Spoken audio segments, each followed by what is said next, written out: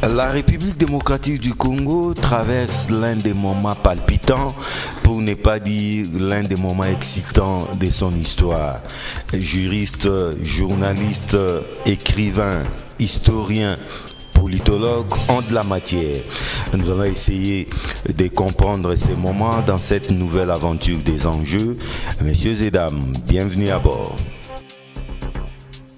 Les jours passent, mais nos traditions sont restées les mêmes. Elles n'ont pas bougé d'un iota. Ece Homo, c'est la célèbre rubrique qui nous fait découvrir l'invité du jour.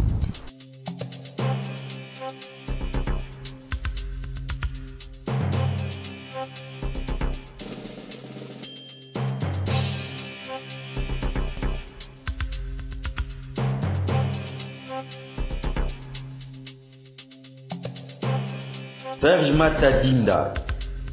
Serge Mata est juriste de formation à l'université de Kinshasa. Serge Mata est le président de l'ASPEL, Synergie d'action pour le développement, SAD en sigle.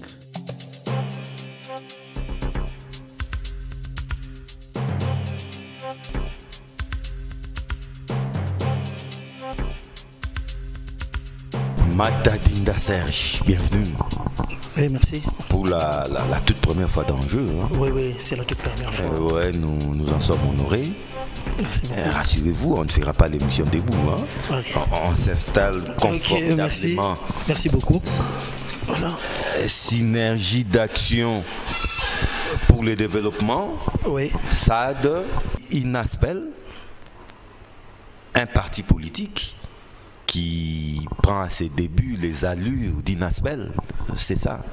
Non, pas du tout. C'est une ASPEL qui a été créée le 24 janvier 2021. Et le jour de la prestation des serments? Non, 2021, cette année. 2021. Oui. Qui a été créée. C'est quand même une date symbolique et historique. Oui, une date symbolique. Bon, oui, voilà. Donc, c'est dans le souci. C'était vraiment dans le souci d'apporter une pierre à l'édifice national. C'est pourquoi nous avons créé cette ASBEL qui s'appelle SAD, Synergie d'action pour le développement. Synergie d'action pour le développement, oui. Je vois synergie d'action. Oui. Quelles sont ces actions pour mener au développement de ces pays? Parce que vous l'avez dit, synergie d'action, oui. Certainement que vous avez des actions à mener, oui. Pour qu'on y arrive. Oui. Quelles sont principalement ces actions? Nous voulons d'abord mener des actions pour essayer de réveiller la conscience nationale. La première chose, réveiller la conscience nationale en organisant des ateliers. Il y a des ateliers, par exemple, sur l'énergie. Il y aura des ateliers sur la restauration de l'autorité de l'État. Il y a beaucoup d'ateliers qu'on veut organiser, mais nous ne voulons pas aller en avant ou aller toucher avant. Parce qu'en ce moment, ce que nous sommes venus faire ici, c'est présenter d'abord SAD et ensuite soutenir les actions du chef, c'est-à-dire soigner l'image du chef, parce que nous en avons besoin dans ce pays. Nous avons un problème dans ce pays, nous tuons nos héros. Dans ce pays, il y a vraiment un problème. Un pays qui bouffe ses propres héros. Un pays qui bouffe ses propres héros. J'irai même loin pour dire que nous ne sommes même pas encore une nation. Parce que pour être une nation, il faut avoir une identité nationale. Mais regardez les clivages ethniques qui règnent dans le pays. C'est difficile d'accepter l'autre quand il est à une place élevée. Juste parce qu'il n'est pas de ton ethnie. Ça, c'est un problème très sérieux et c'est un frein général au développement. C'est pourquoi nous, Synergie, nous sommes dit ceci. Nous ne ferons jamais de clivage ethnique. À notre niveau, nous allons soutenir les actions du chef de l'État. Et aujourd'hui, j'aimerais dire que Synergie, quand il a commencé, l'idée première... À peine 3 mois. À peine 3 mois. À peine 3 mois. L'idée première était que nous évoluions sans discrimination. Dans Synergie, nous avons compris que parler français n'est pas synonyme d'être intelligent. Parce qu'il y a des Congolais qui s'expriment bien, mais le fait qu'ils ne parlent pas très bien français, ils sont déconsidérés, ils sont discriminés. Alors que ce sont ceux-là qui peuvent apporter des bonnes choses pour le pays. Et nous avons intégré tout le monde, et nous pensons encore intégrer encore plusieurs, lorsque nous allons commencer à travailler pour l'adhésion des gens au niveau de SAD. Donc voilà un peu ce que nous voulons dans SAD. Pour ce qui est, comme vous avez parlé des actions... Oui, parce que c'est vrai, 3 mois, vous êtes là depuis 3 mois, mais qu'est-ce que vous avez déjà posé comme action? Parce que vous le dites si bien, synergie d'action pour le développement. Ouais. Mais quelles sont ces actions que vous avez déjà menées? Ou sinon, bon, 3 mois, on vous comprend, que vous comptez mener pour qu'on aboutisse à ces développements, tant entendu. C'est ça que nous avons dit. Le développement, c'est un processus. Il est difficile de voir un peuple émerger sans un processus. Parce qu'aujourd'hui, on fait la comparaison avec la France, on fait la comparaison avec les États-Unis. On ne peut pas faire de comparaison actuellement. Nous sommes une jeune république, on cherche encore à s'auto-identifier. Nous n'avons encore un problème à ce niveau-là. Nous, à notre niveau, nous voulons d'abord réveiller la conscience nationale. Nous avons un problème, nous voulons que nos peuples commencent maintenant à comprendre ce qu'ils doivent faire pour être développés. Le problème n'est pas seulement au niveau des hommes politiques, mais le problème se passe aussi à notre niveau. Parce que tel que nous sommes là, le Congolais ne sait même pas comment faire pour qu'à son niveau, qu'il commence un développement au niveau même de son quartier. Il y a déjà un problème. C'est pourquoi Synergie a pour mission de réveiller cette conscience-là. Commencer même au niveau de la base, afin que lui, à son niveau, le quartier peut s'organiser. Vous savez, quand un quartier s'organise, l'autre quartier ne se laissera pas faire. Il commencera aussi à travailler comme il y a une sorte d'émulation. Il y a une sorte d'émulation et vous allez remarquer que toute l'avenue ou toute la commune va se retrouver au niveau de la salubrité, au niveau de l'hygiène, au niveau de l'éclairage et toutes ces choses. Il y aura des effets d'entraînement sur d'autres choses qui peuvent arriver. Donc voilà un peu ce que nous voulons dans Synergie. Notre problème est que nous voulons dire quelque chose qui est très important.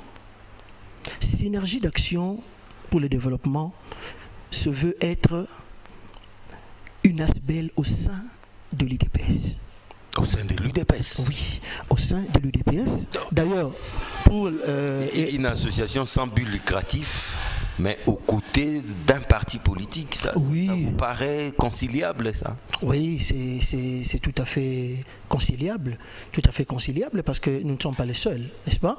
Dans la foulée pratiquement de la création de ces ASBEL, Synergie aussi vient maintenant pour travailler et être un bras, un prolongement de l'action même au sein de l'UDPS. C'est une sorte d'appendice de l'UDPS, Serge Mata. Non, on ne peut pas dire ça. Crèvons l'abcès. Non, pas du tout. Un bras séquilier de l'UDPS. Non, on ne peut pas dire ça, n'est-ce pas? Mais je te dis que l'UDPS travaille aussi avec des associations sans but lucratif. Ah oui. Ils travaillent avec eux et nous voulons aussi être de ceux-là. C'est-à-dire, dans la foulée, je pense que nous allons aussi nous présenter devant la hiérarchie. Vous ne l'avez pas encore fait? Non, nous allons le faire bientôt. Nous allons nous présenter parce que nous devons respecter les hiérarchies, c'est tout à fait normal. Voilà. INASPEL, aux côtés de l'UDPS, c'est vrai, mais Serge Mata, avant de soigner une maladie, on pose d'abord un diagnostic. Juste. Quels sont les maux dont souffre aujourd'hui la République démocratique du Congo, surtout depuis l'alternance? Le manque de conscience. L'intelligence ne manque pas. Si vous allez même... C'est pas de la matière grise qui manque. Non, pas du tout. Nous avons des gens très, très intelligents. Nous avons des gens brillants. Et il y a floraison de intelligence. Il y a des gens. Mais si vous allez même à l'extérieur, vous comprendrez que le Congolais, sur le plan scientifique... La fuite des cerveaux. Sur le plan scientifique, le Congolais n'a rien à envier. Il n'a rien à prouver aussi. Pas du tout. Nous avons des gens intelligents, compétents. Mais notre problème, c'est au niveau de la conscience. N'est-ce pas? Et cette conscience-là, c'est ce que nous voulons maintenant rehausser au niveau de ce pays. voyez, notre pays a un sérieux problème parce que, vous voyez, les gens confondent l'art de gérer la cité. Il faut être un licencié ou être un docteur avec des bidorques, oui, c'est bien. Mais moi je pense que c'est lui qui doit gérer, c'est celui qui a une vision. C'est lui qui doit gérer, c'est celui qui a l'amour de son peuple. C'est celui qui comprend que ce qu'il a, lui, son peuple aussi doit en avoir. Et c'est celui-là qui a le souci des autres, c'est celui-là qui peut faire la politique. Ici, aujourd'hui, quand quelqu'un fait la politique, c'est là où quelqu'un, c'est l'extraction de vaches. Mais en réalité, la politique, c'est une charge. C'est un fardeau. Normalement, quand on te nomme, même à des charges politiques, tu dois comprendre toi-même que tu as une charge, tu as un fardeau, et ce n'est pas facile, n'est-ce pas? Et c'est ça qui doit changer dans le pays. Vous voyez? C'est ça que nous voulons. Ce n'est pas quand quelqu'un devient une autorité dans le pays, Premier ministre, président de la République, c'est automatiquement on commence à voir si ce président a fait quoi que ce soit. Ou il est... Non, monsieur. Il a étudié, mais ce qui est le plus important, c'est son homme politique, c'est sa vision.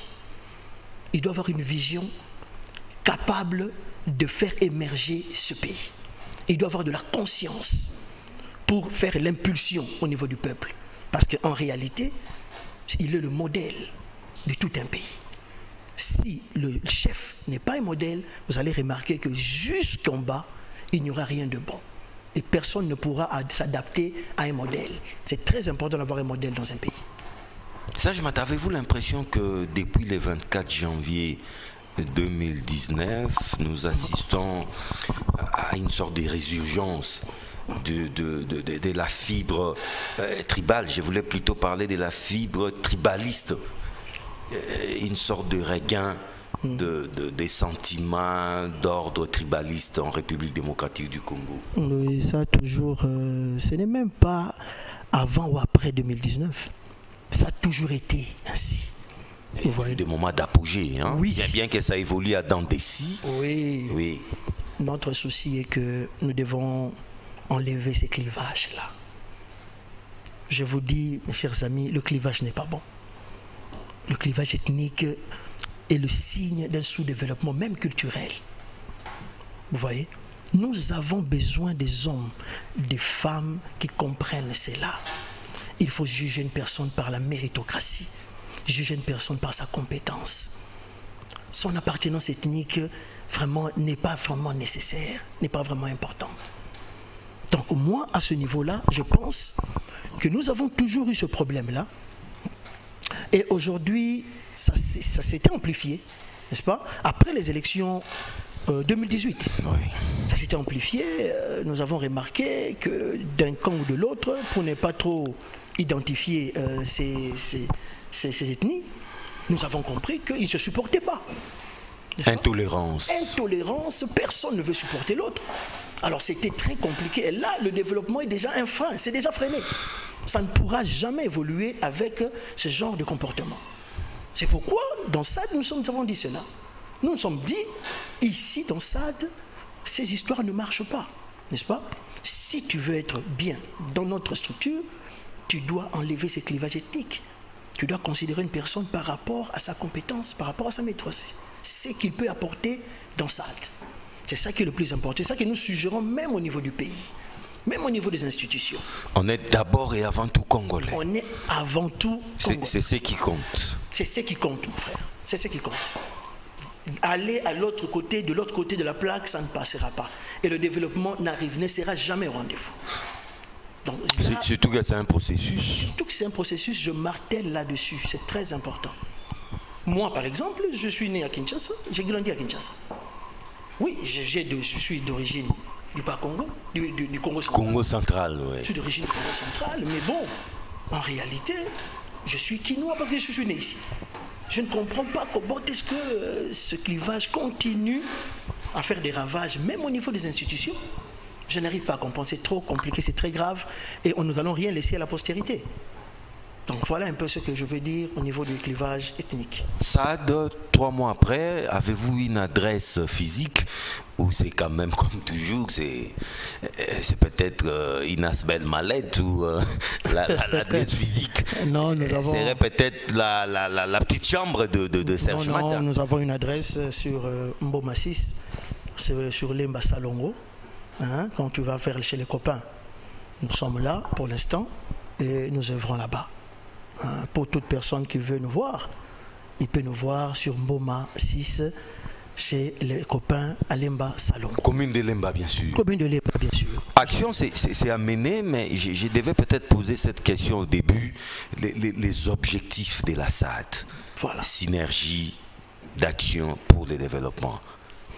Voilà, là, monsieur Parce John... que sinon, nous allons naviguer. Oui, monsieur John, vous allez me donner du temps. Vous avez du temps pour m'exprimer. En tout cas, vous en avez. Comme objectif, le premier objectif, nous voulons soutenir les actions du chef de l'État. Nous voulons réveiller aussi la conscience du peuple congolais. À l'intérieur de ces objectifs, nous avons compris une chose, qu'un seul doigt ne lave pas tout un visage. Le chef de l'État ne pourra pas faire tout seul.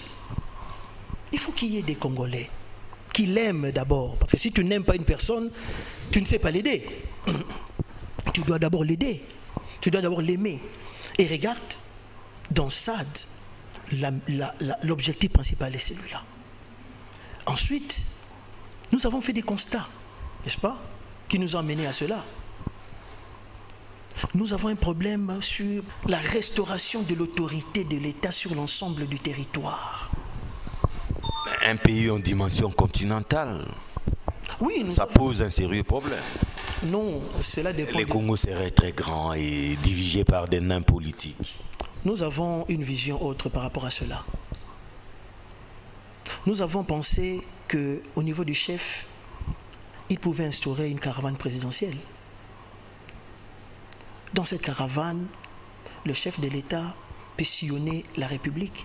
Parce que le chef de l'État s'annonce quand il va à l'extérieur du pays. Encore des voyages, Serge Mata. Non, il ne le fera pas à l'extérieur. C'est pas ce qui manque à Fatih quand même. Non, c'est très important. Il a déjà fait ses preuves de ses côtés. Non, attention. Ses preuves, oui, mais attention. Parce que les retombées, c'est là. Ne pensez pas qu'il fait des tours pour rien. Du tourisme. Non, pas du tout. Il y aura des retombées. Il y en aura. Mais ce que je dis ici, c'est au niveau interne. Le chef de l'État doit s'imprégner des réalités sur terrain. Les gouverneurs qui sont des provinces se sentent trop libres, n'est-ce pas? Mais si le chef commence à faire des tours, il commence à aller s'imprégner des réalités. Il se comporte en inspecteur. Mais c'est évident. C'est important. Vous voyez? Parce que je pense qu'il y a eu un discours du chef de l'État. Il avait suggéré qu'il devait faire trimestriellement une analyse. Il ne l'a jamais fait. Une évaluation. Oui, il faut comprendre qu'il y avait trop de problèmes dans le pays. Il a annoncé dans une des conférences des gouverneurs et après, plus rien. Ça va revenir parce que nous avons connu beaucoup de turbulences politiques dans ce pays. Mais je pense qu'après ces turbulences, il va le relancer. Et c'est pourquoi nous lançons un appel au chef de l'État par rapport à cela. Cela est très important parce que nous comprenons que le vrai développement de ce pays commencera par les provinces. N'est-ce pas?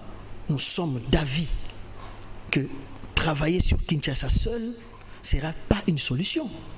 Et la vraie solution, ça sera de travailler pour le développement d'abord des provinces. Parce que si les provinces commencent à être développées, je pense que cela va revenir vers Kinshasa et Kinshasa sera le bénéficiaire principal du développement des provinces. Le développement des provinces, comment ça peut se faire? N'est-ce pas? Nous suggérons que chaque province vende son image. Mais on entrait à la Fikine avant d'aller manger ou boire. On allait dans les pavillons. Mais quand on arrivait dans les pavillons, qu'est-ce qu'on trouvait? Il y avait des pavillons où on a écrit Bazaïr. Avec nos 9 régions. Avec nos 9 régions, vous rappelez? Là, on a écrit Bandundu, on a écrit Kasaï oriental, Kasaï occidental. Mais quand tu entres à l'intérieur de ces pavillons, mais il y avait tout du Bazaïr représenté. Et c'est ça que la province doit faire pour vendre son image au niveau international. Nous pensons que les bailleurs de fonds, tous ces investisseurs qui sont loin, ils peuvent s'intéresser par exemple au Kasaï oriental par rapport à ce qu'on lui présente. Nous avons aujourd'hui des chaînes internationaux. Nous ne sommes plus comme on était avant. Les choses ont changé. On peut utiliser beaucoup de canaux de communication afin que l'image de la province soit vendue à l'extérieur. Je pense qu'en ce niveau-là, on pourra avoir beaucoup d'investisseurs qui peuvent venir dans le pays. Et quand l'intérieur commence à fonctionner, quand au niveau de l'intérieur, il y a un développement qui commence à se profiler à l'horizon, c'est en ce moment-là que vous allez comprendre que celui qui vit à Kinshasa et qui est natif des provinces. Aujourd'hui, nous assistons à une exode rurale sans précédent. Mais c'est ça que je vous ai dit. Nos provinces, c'est vide. Mais c'est ça que je vous ai dit. Mais c'est parce que là-bas, ils sentent qu'ils n'ont rien. Ils sentent qu'il n'y a pas de vie, il n'y a pas d'avenir. C'est pourquoi tous ces rues à Kinshasa. Mais lorsqu'ils auront l'information, n'est-ce pas, que chez eux, les choses marchent bien. Chez eux, il y a des investisseurs qui sont là et le travail commence à revenir. Vous allez comprendre que la majorité rentreront. La majorité vont rebrousser chemin et ils iront chez eux. Et Kinshasa, en ce moment-là, vous allez avoir maintenant la possibilité d'avoir une nouvelle urbanisation de Kinshasa. Donc c'est ça que je voulais dire et c'est très très important. Le développement de ces pays passe nécessairement par les provinces. Je pense bien. Ça c'est inévitable. Je pense bien. Ça passera nécessairement par les provinces. Parce que c'est difficile de voir un Parisien à Paris. Vous voyez? La plupart se trouvent dans les provinces. Pourquoi? Mais parce que là, c'est plus tranquille. Et il n'a rien envié à la capitale. Vous voyez? Et c'est ça que nous voulons dans notre pays. Nous voulons que les choses changent. Mais nous voulons aider le chef de l'État. Nous ne voulons pas que les gens soient là juste pour le critiquer. Vous savez, pour ne pas aller dire autre chose, depuis 2018, nous avons connu ce monsieur, n'est-ce pas, le chef de l'État. Lorsqu'il est arrivé, c'était la mort de son père qui a déstabilisé toute l'opposition. Notre très regretté Papa Etienne Tshisekedi, quand il est décédé, l'opposition ne pouvait plus avancer. L'opposition est quasiment restée. Il y avait des appels de l'opposition, mais qu'il restait lettre morte. Les gens ne suivaient plus, n'est-ce pas? Mais en tout cas, l'opposition était en voie de disparition. Non, l'opposition ne marchait plus. Ça, il faut les reconnaître. L'opposition ne marchait plus. Il a fallu maintenant qu'il y ait quelqu'un. Moi, je l'appelle un progressiste au niveau de l'UDPS. N'est-ce pas? Il est venu avec une autre façon de voir les choses. Il est venu avec une nouvelle stratégie. Et regardez bien ce qui s'est passé. Lorsque le pouvoir en place, dans le temps, a suggéré que les élections se fassent avec la machine à voter, c'était le tollé au niveau de l'opposition. Mais il y avait une seule personne qui avait compris les choses différemment. C'était Félix Tshisekedi, qui a dit en son temps, machine ou pas machine, nous allons partir aux élections. Et ça, c'était quelque chose qui avait changé la donne. Parce que même au niveau du pouvoir à l'époque, personne ne s'y attendait. N'est-ce pas? Et quand il est allé, aujourd'hui, il est chef de l'État. N'est-ce pas? Et quand il est chef de l'État aujourd'hui, regardez toute la situation. Il est arrivé dans une situation difficile. Il n'avait pas la main sur les rouages de l'État. Mais aujourd'hui parlant, sans un coup de balle, le chef de l'État a réussi quand même aujourd'hui à se redresser, n'est-ce pas? Et le seul centre de décision devient lui. Ça, c'est quelque chose que le Congolais doit apprécier. Sans un coup de balle, c'est vrai, mais avec des moyens rétors qui ont un peu secoué la Constitution. Hein? Vous êtes un juriste. Ne vous en faites pas, mon frère.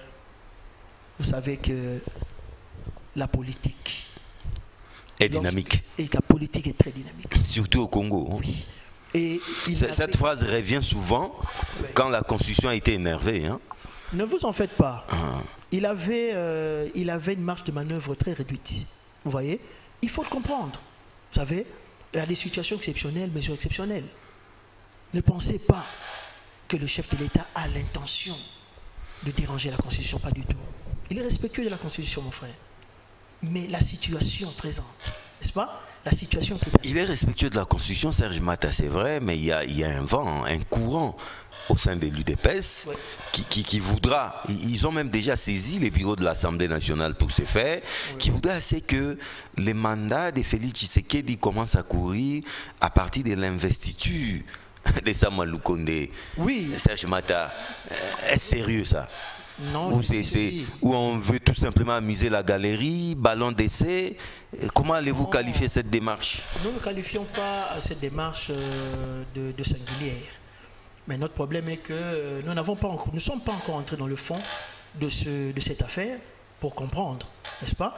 Et des questions pareilles, ce sont des questions posées pratiquement au niveau de l'UDPS. Parce que nous ne sommes que UNASBEL. Non, mais UNASBEL, allié de l'UDPS, si je peux me le permettre. Oui, mais nous participons. Mais vous avez quand même un avis. C'est cet avis-là dont j'ai besoin. C'est ça que j'ai dit. Nous n'avons pas encore un avis à donner par rapport à des questions comme cela. Tu vois, nous, ce que nous sommes venus faire ici, d'abord... Vous êtes un peu mal à l'aise. C'est comme si vous n'adhérez pas à cette démarche. Non, c'est-à-dire que... La démarche vous apparaît incendiaire, c'est de la provocation. Non, pas du tout. Avant de nous prononcer... C'est une blague. Nous voulons entrer d'abord au fond de l'affaire, n'est-ce pas? Mais le fond, c'est ça, que les mandats commencent à courir. Non, nous allons pas au fond au niveau de la presse. Ce n'est plus 5 ans, mais ça sera... Nous n'allons pas au niveau de la presse pour en parler. Nous allons au niveau de... Non, ce n'est pas la presse, parce que le monsieur a déjà saisi les bureaux de l'Assemblée nationale. Ce n'est plus une rumeur. C'est ça que nous avons dit. Nous ne parlons pas rumeur ici. C'est pourquoi je dis, avant de nous prononcer à la presse par rapport à cela, nous devons d'abord parler avec la hiérarchie. C'est tout à fait normal. Vous voyez? On ne peut pas se prononcer sur des questions brûlantes comme cela, à la presse comme cela. Nous devons passer par la hiérarchie et nous aurons une information claire pour dire à la presse. Donc voilà un peu. Je vous comprends, allons-y. Oui. Vous étiez en train de dire aux grands mots, grands remèdes, aux situations exceptionnelles, solutions exceptionnelles. Maintenant, Félix Tshisekedi a cette grande... marge de manœuvre, il est les seuls maîtres à bord, on peut maintenant les dire. Par conséquent, il n'a plus droit à l'erreur. Le gouvernement Sama Lukonde est là. Quelles sont les priorités de ces gouvernements? Les priorités, je pense que c'est eux qui vont nous le dire, n'est-ce pas? Sama Lukonde, maintenant, il est la synergie d'action pour le développement. Nous ne serons qu'un prolongement. Papa. Mais oui. Nous ne serons qu'un prolongement de ce que le gouvernement commencera à faire. À sa petite idée. La SAD a sa petite idée sur les priorités de ces gouvernements. Ça que nous sommes... Et ça peut toujours aider. Oui, c'est ça que nous voulons dire. Les vraies priorités sur lesquelles le gouvernement Samba devrait s'apaisantir, n'est-ce pas? C'est d'abord ce qui est le plus important. C'est la sécurité. N'est-ce pas? De la sécurité au niveau de l'Est. Ça, c'est la chose qui préoccupe tout le monde dans ce pays. Et à part la sécurité à l'Est, nous avons ce qu'on appelle la pauvreté. N'est-ce pas? La pauvreté est vraiment criante. N'est-ce pas? C'est pourquoi au niveau du SAD, nous nous sommes dit ceci. Nous avons un projet alimentaire contre la faim. C'est ça que nous voulons présenter ou nous voulons proposer au niveau du gouvernement, n'est-ce pas? Un projet sur la lutte contre la faim. C'est quelque chose qui va aider aussi ce peuple à se retrouver au niveau alimentaire. Vous voyez, les priorités pour moi, il y a cela et il y a les salaires des agents et fonctionnaires de l'État. Je pense qu'avec ces trois priorités, je ne pense pas qu'au niveau du pays, avec les 3 ans qui restent avec le chef de l'État pour l'instant, vous ne pouvez pas combattre 5 personnes lorsque vous êtes seul, n'est-ce pas? Vous pouvez s'attaquer à 2 et à 1 personne et vous réussissez avec les 2. Ça, c'est très très important. Les priorités sont là, mais il y a des points qui sont derrière ces priorités qui ne sont pas négligeables. Le courant, il y a l'eau, il y a la santé, il y a toutes ces choses. Mais ce que j'ai dit, c'est ça qui est prioritaire. C'est ça que les Congolais attendent de ce gouvernement. La sécurité à l'Est, la pauvreté et la paye des agents et fonctionnaires de l'État. Ça, ce sont des choses très importantes. Si le gouvernement s'attelle à cela, dès qu'il arrive, il aura réussi sa mission. Le gouvernement Sama Lukonde est là.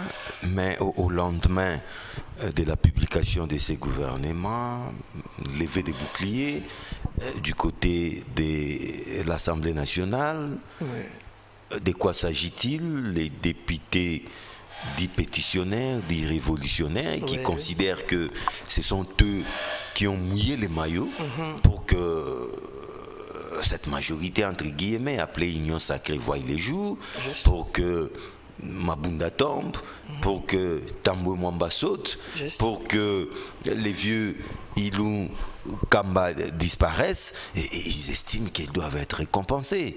Mais quand le gouvernement est sorti, ils se rendent compte qu'ils ont été roulés dans la farine, ils ont servi des marchepieds, ils ont servi des tremplins à d'autres personnes qui n'ont pas mouillé les maillots.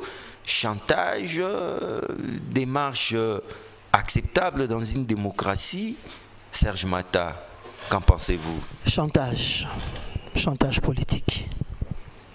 Moi, je voulais suggérer à tous ces députés, à ces honorables députés, de traiter cette affaire avec délicatesse. Je pense que dans ce pays, nous avons besoin des gens constants. C'est très très important pour l'équilibre même d'une composition comme l'Union Sacrée. Cette grogne ou cette fronde, elle ne met pas Dieu en péril l'existence même de ces gouvernements d'Union Sacrée? Non, moi je pense qu'ils vont s'entendre. Parce qu'ils menacent même de ne pas investir ces gouvernements, bon, au cas où, même si c'était des simples menaces, mais il faut faire attention à des motions qui pourraient intervenir, sortir de nulle part à tout moment. Oui, je sais. C'est ça les drames avec cette Union Sacrée, Serge Mata. Ne vous en faites pas. Voyez-vous? Non, je pense qu'ils vont revoir leur position. Ils vont essayer de parler. Moyennant quoi? Non. En politique, qui va les calmer? En politique... Parce qu'on parle déjà d'espèces sonnantes et trébuchantes qui doivent circuler. Non, ne vous en faites pas. En politique, ils vont toujours négocier. Ils vont trouver des solutions. C'est ça, ces négociations-là. Mais c'est une composante, papa. C'est une plateforme, n'est-ce pas? Ils vont parler, n'est-ce pas? Ils vont parler. Plateforme hétérogène. Ce sont des mécontents, mais il faut pas... Dont les fissures deviennent déjà visibles. Il ne faut pas les négliger, n'est-ce pas? Mais il faut parler avec eux et trouver des solutions ensemble. Je ne pense qu'il n'y aura pas du feu. Ça va passer. C'est une situation qui passera. Lorsque nous sommes des humains, il y a toujours des problèmes. Ça peut arriver, mais moi je les suggère de mettre un peu d'eau dans leur vin, n'est-ce pas? Et de revenir à la raison. C'est très important pour l'avancement du pays. En fait, c'est un peu ça l'image de l'Union Sacrée. Hein? Oui. La ruée vers les postes, parce que la veille même de la publication de ces gouvernements, les véritables patrons de cette Union Sacrée, l'honorable Kabound, avait rassuré les non-élus, ceux et celles qui n'ont pas été retenus, de se calmer, parce qu'il n'y a pas que le gouvernement comme butin, il y aura d'autres butins à partager, d'autres gâteaux à partager, comme les entreprises publiques. C'est un peu ça l'image de l'Union Sacrée. Vous ne trouvez pas que c'est indécent, c'est malsain ça? Je pense que pour le moment, il faut faire avec. Il faut faire avec cette image-là. Avec cette image. Parce que la course au poste. L'État avait le choix ou de dissoudre le Parlement. Une menace encore. C'était encore une menace. Ou de réqualifier, n'est-ce pas? Et c'est ça qui a été fait. Or, aujourd'hui, ceux qui sont là, ce sont les transfuges du FCC, ce sont les transfuges de d'autres plateformes. C'est tout à fait normal qu'il y ait des différends. Ça peut arriver. Et c'est ça d'ailleurs qui montre qu'une personne est un bon diplomate. Parce que tu dois gérer les humeurs, tu dois gérer les positions. C'est tout à fait normal. Il ne faut pas avoir une seule position. Là, c'est très mauvais. N'est-ce pas? Même si vous avez des gens qui sont mécontents, c'est en ce moment-là. À l'époque, on parlait de la dissolution de l'Assemblée nationale. À cette allure, pensez-vous que cette hypothèse devient de plus en plus plausible? Non, je pense que beaucoup d'entre eux, ils savent que s'il y a dissolution, il y aura plusieurs qui seront plus réélus. N'est-ce pas? Ils le savent, n'est-ce pas? Donc c'est un peu chantage contre chantage. C'est juste ça. Nous n'allons pas investir les gouvernements, de l'autre côté, dissolution. Mais vous savez, tout ça, c'est les Congos qui payent, hein? Non, ne vous en faites pas. Ces jeux malsains entre politiciens à la congolaise. Les vrais dindons de la farce, c'est la population, c'est les peuples. C'est un déficit d'éducation politique. Vous voyez? Et comme je l'ai dit, nous faisons avec pour l'instant, n'est-ce pas? Parce que c'est une marge de manœuvre très réduite en ce moment. C'est très important qu'un chef sache ce qu'il doit faire, n'est-ce pas? Et n'est pas tout bousiller, parce que les autres semblent faibles. C'est très mauvais. Ce qui est important pour l'instant, c'est de travailler avec, n'est-ce pas? De se comprendre par rapport à ce problème. Je pense qu'il y aura une fumée blanche, ne vous en faites pas par rapport à ce problème. Ça passera. Serge Mata, on ne peut pas terminer cet échange sans parler de la situation dans la partie orientale de la République démocratique du Congo. C'est juste. Aujourd'hui, tout comme hier, hein, on a l'impression qu'on assiste à une sorte d'amplification de ces atrocités, de ces massacres à grande échelle, décapitations, mutilations des corps, des vidéos qui sont vraiment insupportables. Serge Mata, qu'est-ce qui se passe dans cette partie de la République? On ne va pas se limiter à brosser ces tableaux sombres, ces tableaux apocalyptiques, mais beaucoup plus des pistes et des solutions. C'est ce qui nous intéresse. Déjà au sein de la SAD, qui est un laboratoire aussi, hein, aux côtés de l'IDPS, qu'en pensez-vous? Je pense qu'il faut une synergie, effectivement, entre le peuple, nos forces armées et les politiques. Il faut qu'il y ait une synergie à ce niveau. Et il faut qu'il y ait de la bonne foi. N'est-ce pas? J'encourage ceux qui travaillent pour les réunions au niveau national, mais aussi international. N'est-ce pas? Nous avons le Rwanda, nous avons le Burundi, nous avons l'Ouganda. Avec il faut continuer toujours à parler, continuer toujours à négocier. C'est très important. Les populations de leur côté aussi doivent jouer un rôle, n'est-ce pas? Pour aider nos forces armées. Je ne pense pas que chasser la MONUSCO serait une solution. Je ne pense pas. Je pense qu'il faut une vraie discussion avec la MONUSCO, n'est-ce pas? Une vraie discussion. Si le peuple... Mais 20 ans après, Serge Mata, la MONUSCO aussi a montré ses limites. Vous n'estimez pas qu'il serait peut-être temps de plier bagage? Ça pourra venir, n'est-ce pas? Mais ce n'est pas pour l'instant.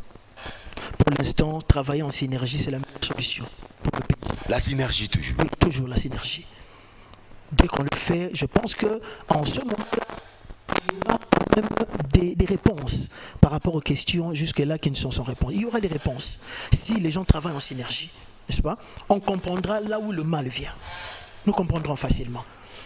Donc voilà un peu ce que je peux dire. Serge Mata, la synergie d'action pour le développement SAD, à qui nous souhaitons bon vent, bien sûr. Merci beaucoup. Mais qu'est-ce que vous pouvez dire en guise de conclusion? Qu'est-ce que les Congolais doivent attendre de la SAD?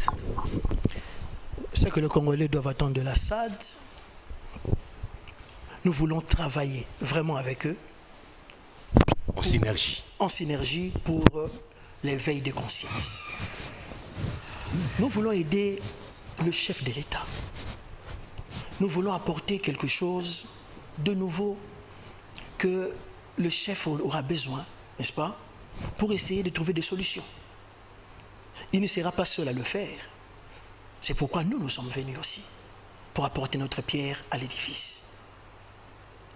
L'éveil de conscience, comme je l'ai dit au début, le développement est un processus, n'est-ce pas?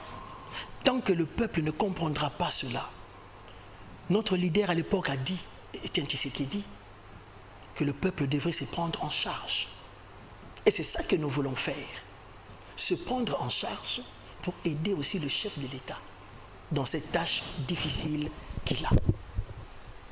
Nous avons besoin de tout le monde dans notre structure. Nous avons besoin de tout le monde. Parce que dans ce pays, si tu ne t'occupes pas de la politique s'occupera de vous. Les 5 ans, c'est beaucoup pour une personne.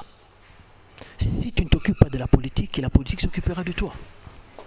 C'est pourquoi nous avons besoin de tout le monde dans SAD. Le chef de l'État a besoin de tout le monde pour travailler. Nous allons mener des actions, effectivement. Nous allons organiser beaucoup d'ateliers. nous allons toucher toutes les circonscriptions, les districts, par exemple de Tchangou, de Moamba, partout où nous allons passer, nous allons essayer de communiquer. La Founé, la Lukunga. Nous allons essayer de communiquer la vision de la SAD pour que les gens comprennent. Mais il faut savoir une chose, que dans cette émission, nous ne pouvons pas dire ce que nous allons dire par exemple au chef. Non. Ici, nous ne présentons que la SAD, n'est-ce pas? Et nous donnons nos objectifs. Mais pour ce qui est des actions concrètes, nous réservons cela au chef, n'est-ce pas? Et aux autorités. La primeur est réservée. La primeur est réservée à nos autorités. Et là, au moins, ils auront la primeur, ils seront informés. Et vous aussi, vous serez informés directement. Sage Mata, c'était un réel plaisir. Au revoir. Merci beaucoup, M. Chouan. C'est moi qui vous remercie. La synergie d'action pour le développement, le président de la SAD, Serge Mata, a été suffisamment clair. On espère que ce pays a un sérieux problème. C'est un problème lié à son développement. Il a donné sa recette à travers la SAD. Au plaisir de vous retrouver très vite dans une nouvelle aventure des enjeux avec les mêmes et réels plaisirs. Au revoir.